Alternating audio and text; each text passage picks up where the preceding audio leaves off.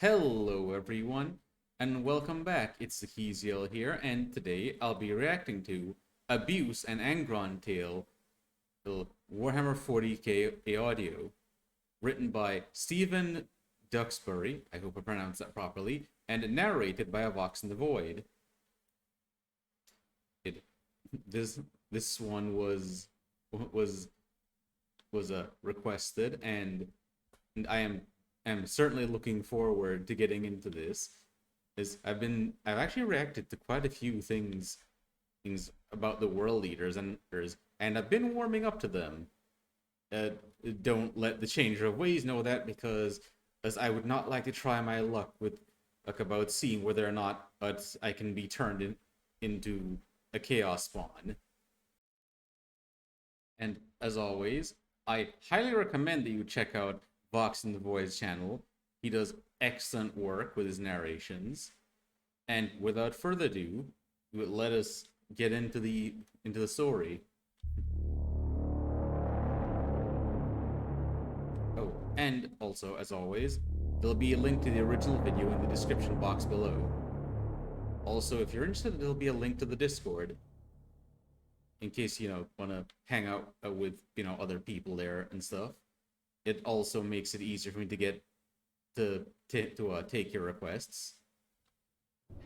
Whirring, growling teeth, titanic shuddering blows, screaming, howling rage. Precept Ibrahim Il-Farad could do nothing but stare at the bunker's blast doors. The doors shuddered in their plasteel frame with every bang, loosing jagged flecks of grated metal. Another strike, and the doors seemed to buckle, splitting steel dust that fell in sheens of glinting grey. To his left, Administrator Tahik placed a pistol in her mouth and pulled the trigger. The precept shuddered as blood splattered across his cheek. He thought he could see the whirring blades of the chain axe now, clawing through the door. He had heard tales of the weapon, Widowmaker. Il-Farad thought of his wife, cowering in the back rooms with his infant son. The precept heard another gunshot come from inside the bunker. Its echoes mingled with the prayers of his staff, muttered, whispered pleas to the 8 fire spirits of the divine sands. The blast door sagged for one stretched-out moment before they split in two and slammed against the floor. A giant charged through the destruction, howling as it set upon the precept and bifurcated him vertically in one immense strike of its axe. In the brief second before Il-Farad died, he reflected that the monster's howl was not what he had expected. Before he died, Il-Farad thought that it had been a howl of anguish rather than rage. Angron, Primarch of the 12th Legion and Lord of the Red Sands, brooded in the remains of the enemy's high command bunker. He was surrounded by the torn-apart corpses of the dead. There were no survivors. He stared at the bunker's cogitator intelligences that automatically summarized garbled Vox reports for the enemy. They contained no great surprise. The foe had suffered complete collapse on 100 different fronts, desperate retreats and aborted consolidations. Utter breakdown of morale and command. They were defeated, and the World Eaters would hunt down the rest like dogs after terrified mountain rabbits. No quarter would be offered. Just slaughter, continuing long into the night before the Primarch eventually called off his hounds. Angron panted. A melter lance had caused a great furrow in his side, blackening the armor of Mars. Considering what the guy said earlier, here in his, well, rather thought earlier, in his last moments before death took him, or rather, before Angron cleaved him in twain. Yeah, how fitting a cry of anguish, considering Angron was enslaved on Nuceria, enslaved again by the Emperor, and then enslaved again by Chaos. The man just hasn't been able to catch a break. He's been enslaved 3 times in a row. And wounding his bioengineered flesh. It was no great matter, just another scar overlaying the triumph rope. that white line of scar tissue that charted each combat victory across his body. The Primarch's enemies had been numerous and well-trained, but Angron had killed them all. And then he had killed the High Rider who had sent brave men and women into battle from behind cogitator banks and plasteel doors. The Primarch closed his eyes. Waves of serotonin hormones flooded him with a deep, almost giddy pleasure. The butcher's nails loosening their screws for a few blessed minutes. But already the Primarch could feel it wearing off, leaving behind a miasmic nothingness. He sighed, trying to hold on to that feeling of feeling, knowing that he could do nothing to prevent its evaporation. And then, just black, treacle sludge. A sudden, mounting fatigue. A dull, grinding pain that started in his temples and twisted his nerves into contorted knots. His face, recently twisted into a furious grin, settled into an empty, flat expression. A feeling of cold rippled down his spine. His shoulders sagged. At the insistent beeping of his vox bead, Angron answered the call. What? The enemy positions are overrun, Father. We're approaching the main civilian population centers. Shall I let loose your hounds? Angron could hear the eagerness to please in Khan's voice. His equerry reminded him of the gladiator Matul, that same strange mix of stubborn defiance and desperate longing for approval. It had taken Matul some convincing to join Angron's rebellion. The Primarch frowned. Matul had lived until the very end. Angron remembered meeting his gaze on Deshalika Ridge. They had nodded to each other, two warriors sharing a gesture of mutual respect, the acceptance of one final battle against the High Riders of Nuceria. Father? Angron thought of the braying crowds that had watched him from the stalls above the arenas. There had been so many of them that their faces had blended together. Dusty, sand-swept faces, weak shoulders pressed together in their swaddling rags. All of them complicit in his slavery. All of them complicit in the killing and the butchery. Let them loose, Khan. Kill them all. The Emperor has no use for fire worshippers. Will you join us? Angron paused. He could hear triumphant horns blaring through the vox bead. Something in that noise raised the Primarch's hackles. He heard himself making a low growl, almost a whine. No. The Primarch ended the call, suddenly trembling. Angron was sure he had heard those horns before. He blinked and punched the console in front of him. The force of his blow shattered the cogitator into sparking pieces. But still he heard the same mocking, triumphant blare of horns. Something in Angron's mind snapped, and he was overwhelmed by memory. He lashed out with Widowmaker, a great swipe of blaring teeth cutting apart Onomaus' flesh. As the old gladiator fell back, Angron grabbed at Onomaus' head and drove his thumbs through the pulp of their eyes. The gladiator opened his mouth to scream as Angron found the soft flesh of his brain, mouth fizzing bile and blood as Angron slammed their skull again and again against the pommel of a discarded sword. The Primarch could feel floods of intense, driving pleasure blasting through his brain, an overwhelming cathartic release of undiluted rage that obliterated all the pain and despair of his mutilated mind. He released his grip and began punching, slamming his fist into the soft tissue above the ridge of Onomaus' nose. He punched again and again and again before the bones splintered and all he was punching was wet, compacted sand. The crowds were cheering, howling in exultation, horns sounding in irregular, discordant noise, blaring louder and louder and louder. He paused. In front of him was the shattered remains of the cogitator banks, fizzing, broken pieces of obliterated machinery. Like Onomaus, it had not fought back. The Primarch padded down the corridors, indifferent to the devastation he had wrought. Loose limbs and viscera were cast about, staining the floors and the walls with red. His own... You know, all these flashbacks really just help to drive well, the tragedy of Angron's story, like thinking about it. the butcher's nails rob him of any sensation really that isn't rage, pain, or the brief satisfaction that they allow him when he kills something. So so it's like honestly he was always going to be on the path to corn, or in a sense.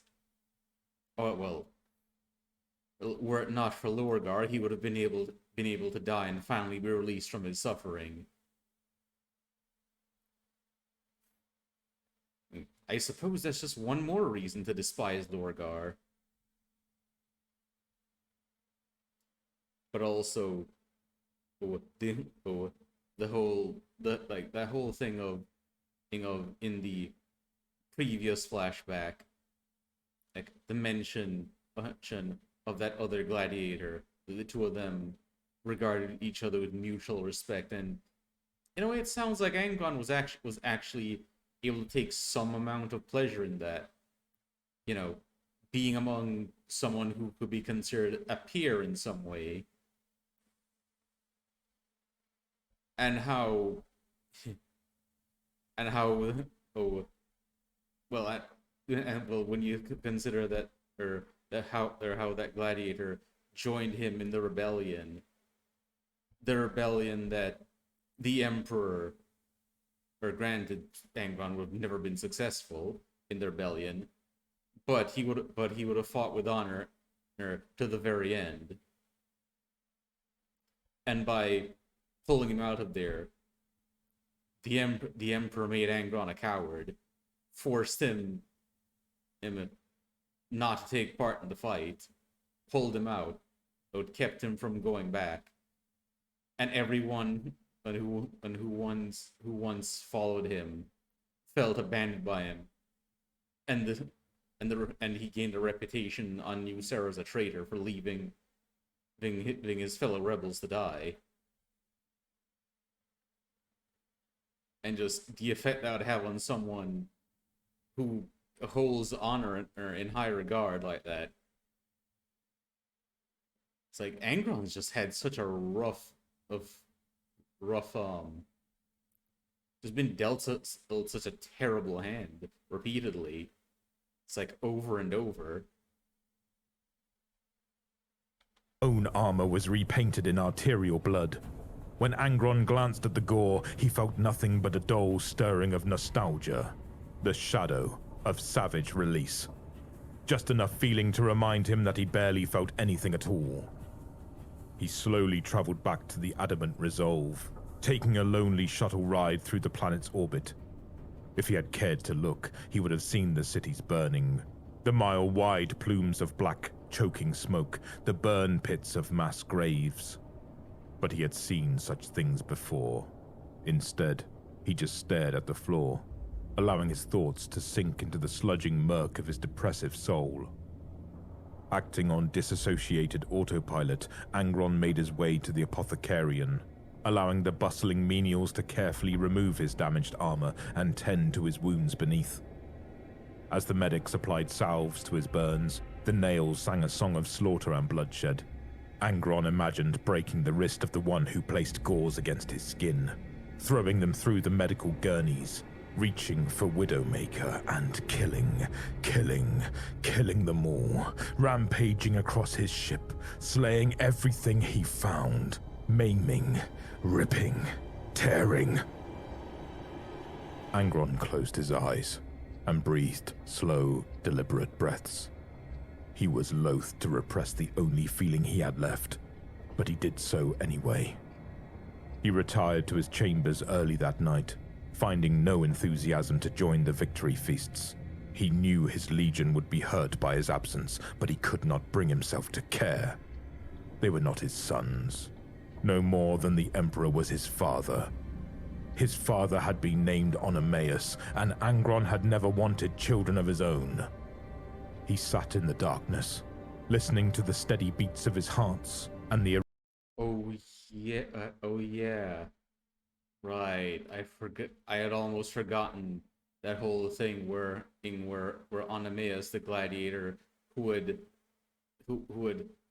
well, been a mentor to Angron on Nuceria, how the two of them were pitted against each other, and Angron refused to fight him, so he was fitted with the butcher's nails to force him to fight. The rhythmic beeps of the spaceship's machinery. Minutes passed, followed by hours. As time crawled onward, Angron tried to stir up some emotion in himself. He thought of the military victory he had just won, but could find nothing to savor. No sense of satisfaction or triumph from the bloody subjugation of the planet below. He thought of his so-called sons, their desperation to please him. But he couldn't dislodge any pity or despair from his hearts. The nails had deadened him to all feeling. His world had drained of color. But there was still time. Still time to join the victory celebrations that would continue deep into the night. The irony, definitely, of how the Warhounds wanted to be like Angron, just like how, if I'm not mistaken, most of the legions wanted to be like their respective Primarchs, and ended up becoming like him in the worst way possible, becoming slaves just like him because of the butcher's nails. But also, another thing I find very tragic about this is also that, like, the inability to really feel anything, the just apathy to everything, it's a horrible way to exist. It's like, ask anyone who experiences anhedonia if, like, whether it's chronic or something brief, like, just that feeling of emptiness is terrible, maddening even. Still time to find some shadow of companionship or joy.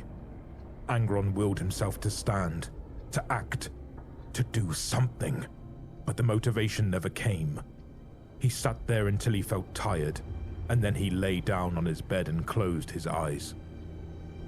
Like every night after a battle, Angron slept fitfully and dreamed of home. Nuceria. Terrible place. He was waiting for the Rexium Royal Dragoons, the latest company sent by the High Riders to bring his Eaters of Cities to heel. His stomach was pressed flat against the rough stone of the cliffside, jabbing his flesh as he slowed his breathing to a steady, predatory beat. Ignoring the screaming of the nails, he tested the rope that connected to his harness, pulling it taut against the belay driven into mountainous rock. He glanced to his side, grinning at his fellow gladiators. Like him, they pressed their bodies against the ground, hands itching around the hilts of swords and axes. Beneath them, a winding mountain path forced the Royal Dragoons into a narrow marching formation. Angron heard their trumpets before he saw them, preening fops in their bright blue uniform and pristine military caps. This was not the first army Angron and his gladiators had destroyed, but the enemy was still confident, as if the notion of slaves defeating them was utterly unthinkable. Angron breathed. The nails wanted him to attack, to throw himself from the cliffside and sprint towards the enemy's formation. He felt himself inch forwards, his fingers digging into the unyielding metal of his weapon's pommel. Angron!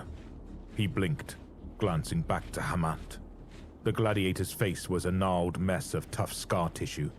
His nose was permanently off-center, crooked where it had been broken too many times to count. A jutting forehead and a strong jawline gave the impression of some murderous beast, but Angron knew Hamat. They had fought together and drank together, and Angron recognized the concern in his brother's eyes. Hamat tapped at his scalp, where the butcher's nails clasped tight like a coiled metal crab. Winding spools of arcane machinery resembled clumps of hair where they spat from beneath the warrior's skull. And yet, Hamat grinned. Don't let the bastards win, my brother.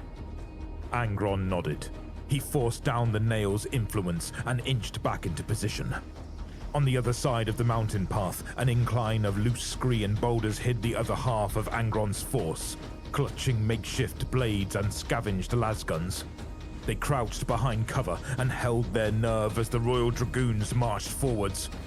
Angron could see each of them gritting their teeth, desperately holding back the butcher's nails before the enemy were in prime position.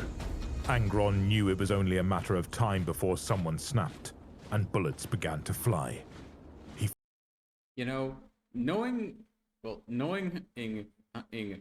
how much they fight to suppress the butcher's nails enough to, well, you know, to act without just becoming raging berserkers. It's definitely made me like Angron and the Warhounds once more. Focused his growing anger on the Royal Dragoons. Their egg-blue finery seemed ridiculous against the backdrop of barren rock.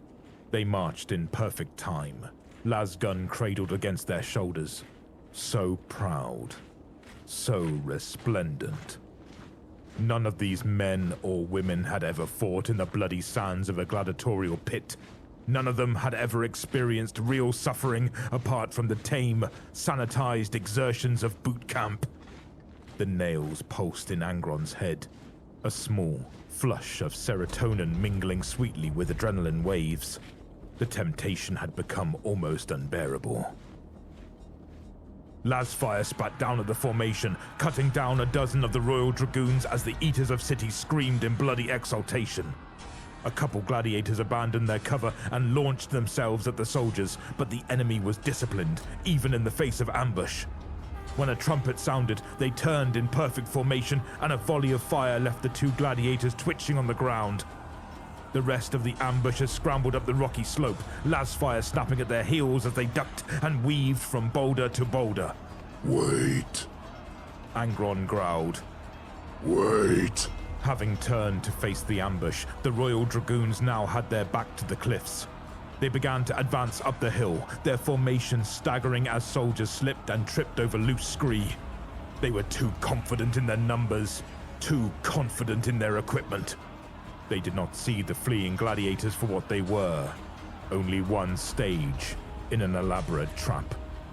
Angron nodded, jumping forwards. He heard rope zip across the metal of his clip harness, abruptly tightening before his belayer provided slack. With reckless speed, he abseiled down the sheer face as if running across flat ground. His cliffside gladiators charged alongside, succumbing to the madness of the butcher's nails and roaring in vengeance and hate. Angron was screaming too, screaming for the gladiators he had been forced to kill, screaming against the horror of his mutilation, screaming for Onomaeus. The enemy's formation was still broken across uneven terrain. Dear old gladiator dad will not be forgotten.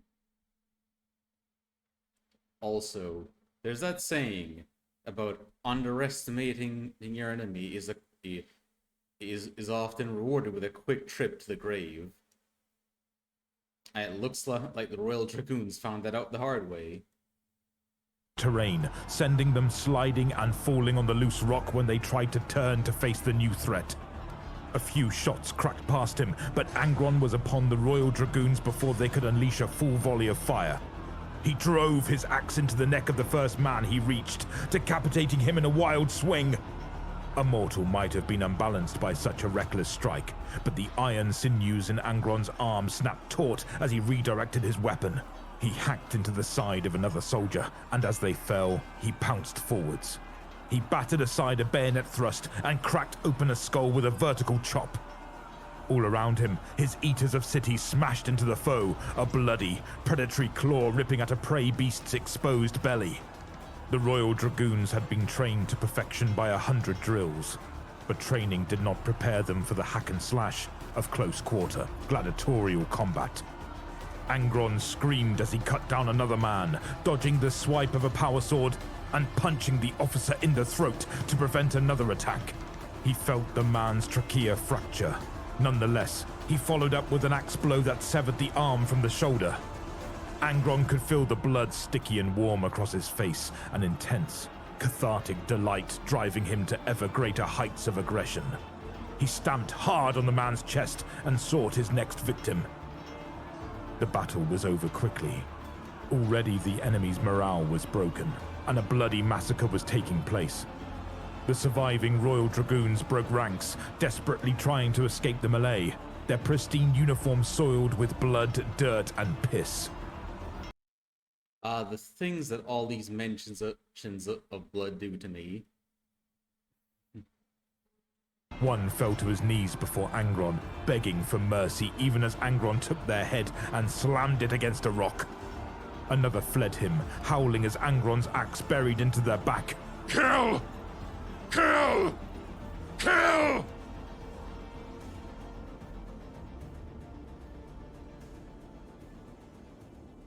Angron sat on the edge of a gore-strewn boulder, panting for breath.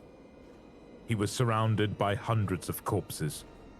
His gladiators were picking through them, taking blades, guns, and ammunition for the battles to come.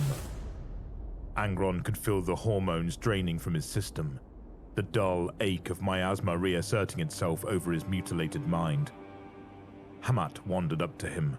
The gladiator was injured. A long cut opened him up from shoulder blade to gut. Angron glanced up with a grunt. You should get that seen to. Hamat shrugged. He sat beside the Primarch. I've had worse. How many did we lose? A few dozen. Maybe 40. Nothing compared to what we inflicted. They have lives and more to spare, and our supplies are low. I know, Angron. I know. We all understand. But it doesn't matter. This day is ours, and we would not trade it for the years they would offer us in chains. You have given us this day, and that is enough. I wish I could clasp them all in irons. I wish I could mutilate their flesh the way they mutilated ours. We humiliate them, Angron. For the High Riders, maybe that's worse. No. They will forget this humiliation when our dead bodies are just skeletons grinning up at the sun.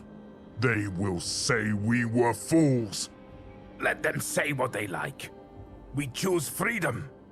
Only a diseased soul can call that foolish. Hamat picked at a clump of dried blood on his leg, thinking. I once spoke to a wise man, a philosopher who visited the cells beneath the arenas of the Shea.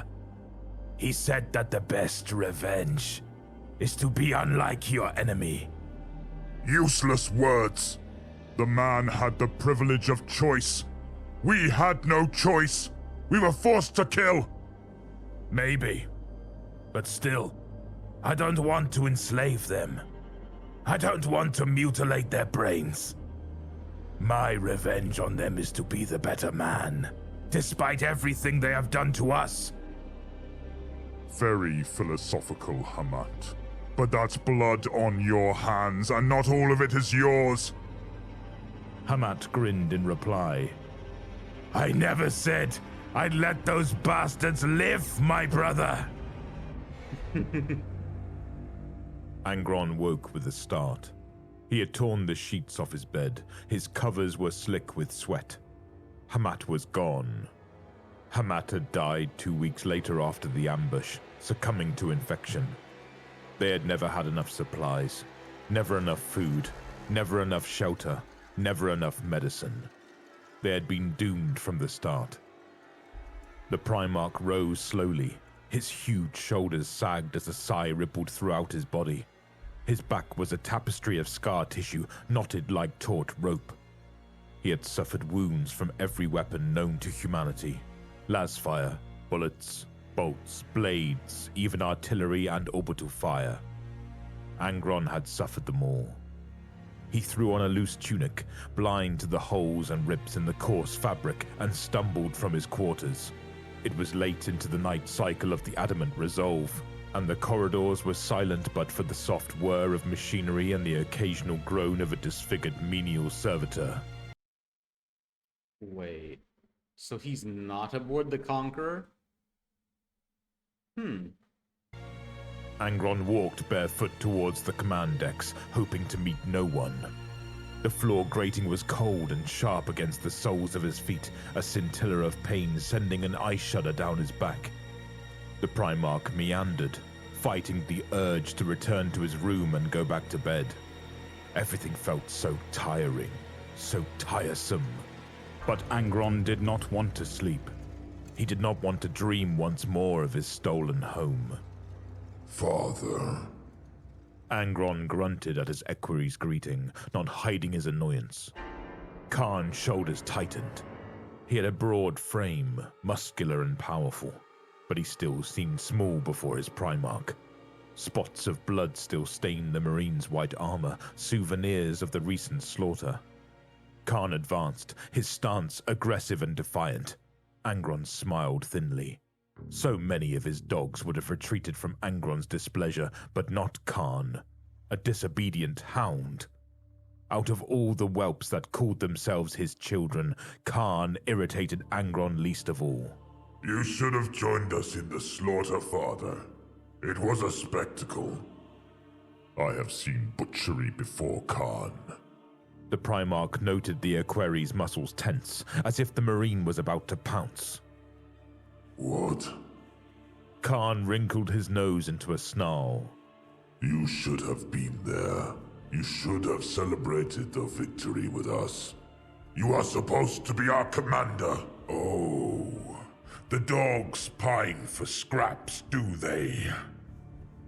Even now, the nails scratched at Angron's mind, urging him to kill. But Angron knew that Khan would neither retreat nor defend himself. For that reason alone, Angron held himself back.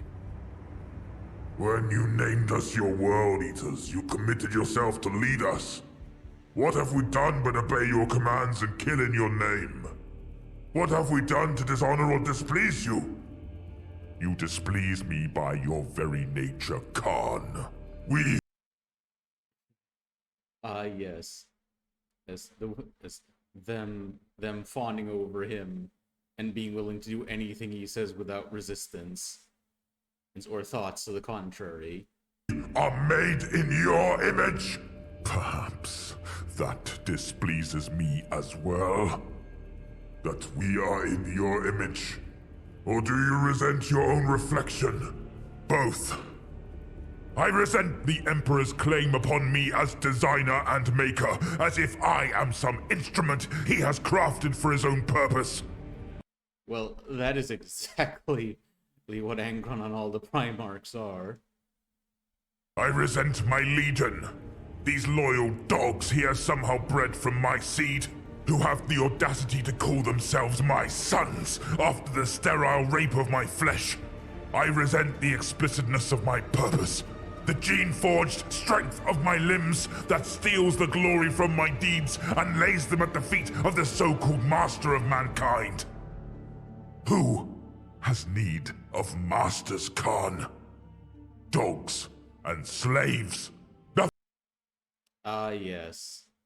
That reminds me of a thing that I've heard some people say, where they claim that everything that people are capable of doing can be attributed to some deity that gave them the ability to do so, and thus we don't own any of our own achievements. Personally, I find that to be a very despicable way of robbing people of the fruits of their hard work. Nothing else. We are what we are. I am not his. I do not cede my destiny to the whim of some distant high rider. Out of sheer instinct, Khan's hand shot to the axe at his side. Angron glowered, silently willing his equerry to draw his weapon and face the Primarch in combat. The nails were insistent now, flooding his mind with bursts of adrenaline, sending him to the very brink of violent rage. But Khan's hand moved away from the hilt of his axe, You may not be his father, but we are yours. Is that what you want? To be my dogs? To be my slaves? Should I throw chains on you, whelp? Should I clasp you in collars? Khan's eyes glittered. Angron wasn't sure if he was anguished or furious. Do what you will. We are not ashamed to be made in your image. We are not ashamed to be your dogs, if that's what you insist on calling us. Yes, my warhounds, my eaters of worlds. Ha! I should never have named you thus. I should never have given you the dignity of comparing you to my true brothers and sisters. Ah, the eaters of cities, his rebel friends, freed from the gladiatorial pits. We serve at your command. Yes! Yes! You serve! My true brothers fought alongside me. You fight for me! Well-bred. Well-trained. The Emperor had it right. Warhounds. Dogs. Khan was silent, though Angron could see that the equerry was seething, barely restrained violence shimmering in the air between them. Angron slammed his fist into the wall, leaving a great indent in the plasteel. He felt his knuckles fracture, the pain letting loose another surge of wrath that he barely repressed. He glared at Khan, but his equerry had not moved, staring at his Primarch with an expression of desperate pain and incandescent fury. The Emperor has made me a High Rider. He has given me a legion and commands me to rule them. I did not want this, Khan. I wanted to die on Deshelika Ridge. I could have died well, a free man, but he denied me that. Once more, I am a gladiator. I am given many trinkets, but a gilded chain is still a chain. Well, You know, I never really thought about that particular bit until just now. The bit where the Emperor, by giving him a legion to command, a legion that, by design of how the Space Marines are revere their Primarchs so much and want to emulate them. The fact that they're essentially like servants rather than peers, and how Angron is in that way comparing himself to the very same people who made him a slave on Nuceria, the same people he despised and fought against. if I am a High Rider, I must play the part. Isn't that what you said, Khan? That I should not resist the nature my Emperor gave me? Very well, then. I will become them. I will take back my power. I will break you and mutilate you. I will show the galaxy what you truly are. I will put you in chains, Khan! If that is what you want. Khan replied steadily, though Angron could hear the disappointment and anger beneath his words. So be it. Let my dogs truly be remade in my image, mutilations and all. A command, dog. You want a command? Let it be this. Task the Tech Marines to begin implementing the Butcher's nails across the Legion. Let them study and craft devices of torture that resemble mine, and have them collar each dog that dares call himself my son! Angron studied his equerry's reaction. On Khan's face was disgust, outrage and hurt, but there was another emotion in his eyes that disgusted the Primarch to his core. Hope. Hope that by submitting, Angron would accept Khan as his son. As you command, Father.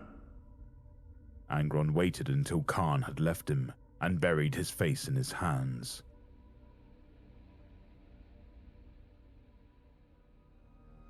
I am sorry, Hamat. I can't. I can't be powerless any longer. I can't. I can't. I can't! I can't! He willed himself to sob, to fill his eyes with grief and to collapse like a little boy upon the ground. But even now, the nails were draining the emotion away. The tears would not come. The despair and loss shimmered into nothing, shadowed by a dull, aching pain that Angron would never be able to fully process and feel. The Lord of the Red Sands studied his broken hand. Already the Emperor's design was working well, the fractures in his bones closing up and healing into lumpen shape. Once, Angron had thought himself tough, resilient, a quick healer.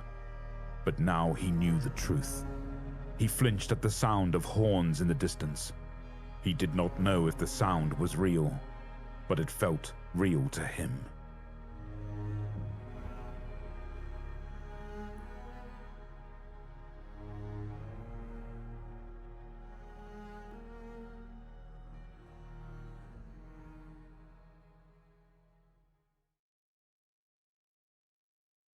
Angron really has gotten such a horrible, horrible deal. And just the fact that the Emperor, well, the Emperor never really cared about him. And only needed or regarded him as a tool. And, well, the fact that Angron would eventually be killed by the nails was considered acceptable to the Emperor, from what I've heard.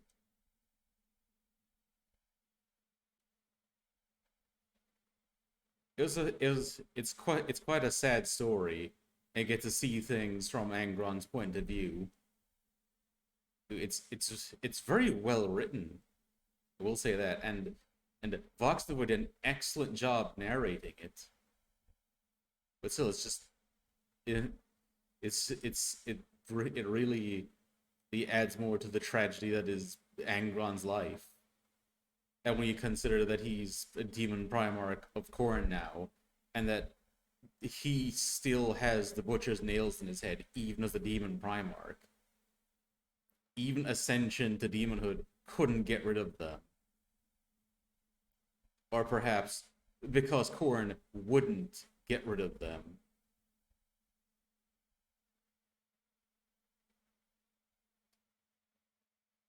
But I hope you guys enjoyed watching with me. And if you did, I'd appreciate if you like, comment, and subscribe. And once again, I highly recommend in the Vox and Voids channel. But until next time, ta-ta!